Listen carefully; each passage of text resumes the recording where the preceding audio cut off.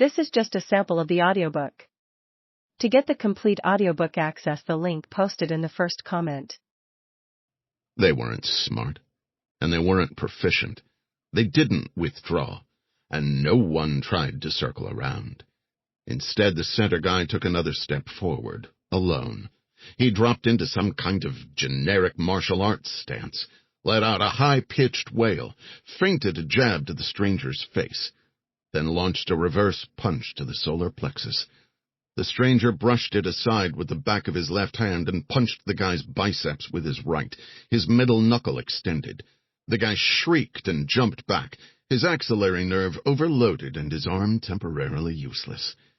"You should walk away," the stranger said, "before you hurt yourself." The guy sprang forward. He made no attempt at disguise this time. He just twisted into a wild roundhouse punch with his good arm.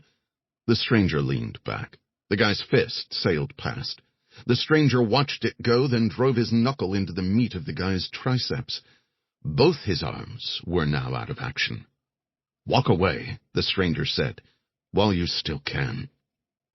The guy lunged.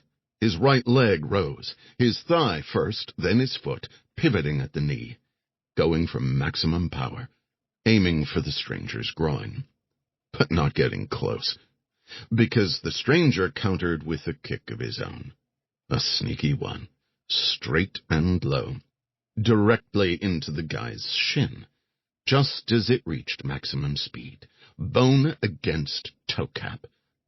The stranger's shoes, the only thing about him that wasn't scruffy. Bought in London years ago. Layer upon layer of leather and polish and glue, seasoned by time, hardened by the elements, and now as solid as steel.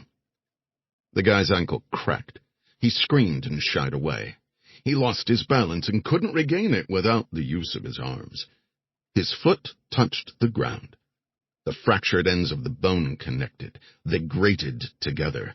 Pain ripped through his leg. It burned along every nerve, way more than his system could handle. He remained upright for another half-second, already unconscious.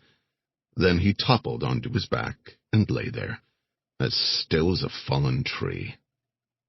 The remaining two guys turned and made for the car. They kept going past its front doors, past its rear doors, all the way around the back. The trunk lid popped open. One of the guys dropped out of sight, the shorter one. Then he reappeared. He was holding something in each hand, like a pair of baseball bats, only longer, and thicker and squarer at one end. Pickaxe handles. Effective tools, in the right hands. He passed one to the taller guy, and the pair strode back, stopping about 4 feet away. "Say we break your legs." The taller guy licked his lips. "You could still answer questions, but you'd never walk again. Not without a cane.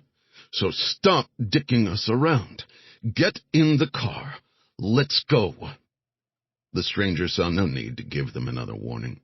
He'd been clear with them from the start, and they were the ones who'd chosen to up the ante.